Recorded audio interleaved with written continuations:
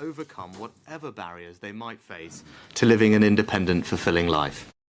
Everyone with the potential should be supported, and not just to earn, but to contribute and belong. And we must never tolerate barriers that hold people back from making their contribution and from sharing in that sense of self-worth that comes from feeling part of being something bigger than ourselves. And that is why this is a moral mission, and why the value of work is so central to my vision for welfare reform. And it is fitting to be setting out that vision here at the Centre for Social Justice. Over your 20-year history, you've inspired far-reaching changes to welfare, and I want to pay tribute to you and, of course, your founder, my friend Ian Duncan Smith, who began that journey of reform in 2010, a journey carried through so ably today by Mel Stride.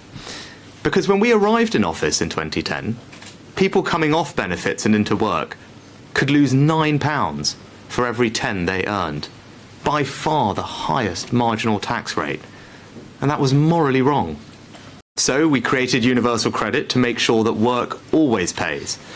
We introduced the national living wage and increased it every year, ending low pay in this country. We're rolling out 30 hours of free childcare for every family over 9 months of age. We've halved inflation to make the money you earn worth more. And we've cut workers' national insurance by a third, a £900 tax cut for someone earning the average wage, because it is profoundly wrong that income from work is taxed twice when other forms of income are not. For me, it is a fundamental duty of government to make sure that hard work is always rewarded. I know, and you know, that you don't get anything in life without hard work. It's the only way to build a better life for ourselves and our family, and the only way to build a more prosperous country. But in the period since the pandemic, something has gone wrong. The proportion of people who are economically inactive in Britain is still lower than our international peers, and lower today than in any year under the last Labour government. But since the pandemic, 850,000 more people have joined this group due to long-term sickness. This has wiped out a decade's worth of progress in which the rate had fallen every single year. Now, of those who are economically inactive, fully half say they have depression or anxiety. And most worrying of all, the biggest proportional increase in economic inactivity due to long-term sickness came from young people, those in the prime of their life, just starting out on work and family, instead parked on welfare. Now, we should see it as a sign of progress, of course, that people can talk openly about mental health conditions in a way that years ago would have been unthinkable. And I will never dismiss or downplay the illnesses people have. Anyone who has suffered mental ill health or had family and friends who have knows that these conditions are real and they matter. But just as it would be wrong to dismiss this growing trend, so it would be wrong to merely sit back and accept it, because it's too hard, too controversial, or for fear of causing offence. Doing so would let down many of the people our welfare system was designed to help. Because if you believe, as I do, that work gives you the chance not just to earn, but to contribute, to belong, to overcome feelings of loneliness and social isolation, and if you believe, as I do, the growing body of evidence that good work can actually improve mental and physical health, then it becomes clear we need to be more ambitious about helping people back to work, and more honest about the risk of over-medicalising the everyday challenges and worries of life. Fail to address this, and we risk not only letting those people down, but creating a deep sense of unfairness amongst those whose taxes fund our social safety net in a way that risks undermining trust and consent in that very system. We can't stand for that. And of course, the situation as it is economically unsustainable. We can't lose so many people from our workforce whose contributions could help to drive growth. And there's no sustainable way to achieve our goal of bringing down migration levels, which are just too high, without giving more of our own people the skills, incentives and support to get off welfare and back into work. And we can't afford such a spiralling increase in the welfare bill and the irresponsible burden that will place on this and future generations of taxpayers.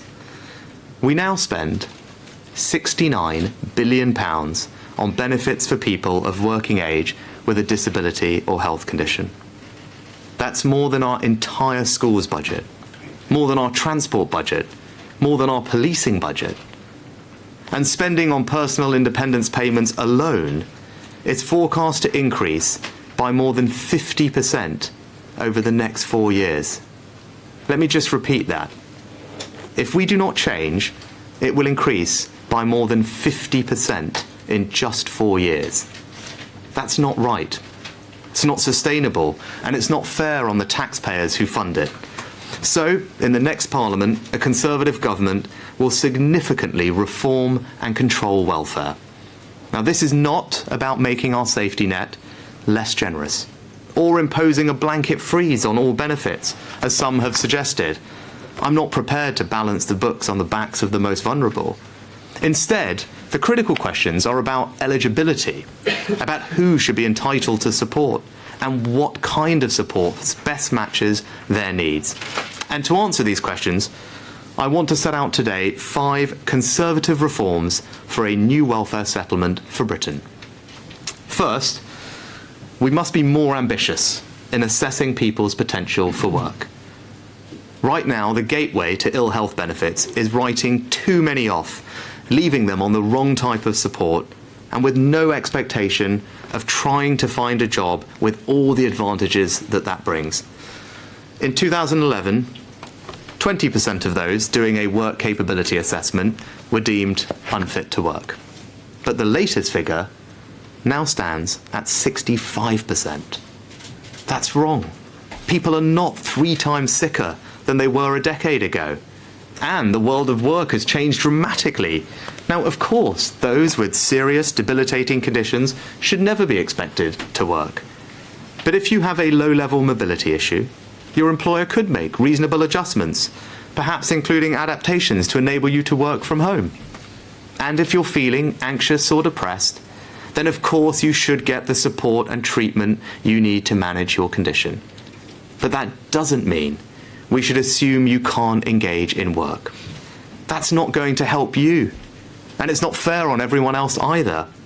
So we're going to tighten up the work capability assessment such that hundreds of thousands of benefit recipients with less severe conditions will now be expected to engage in the world of work and be supported to do so.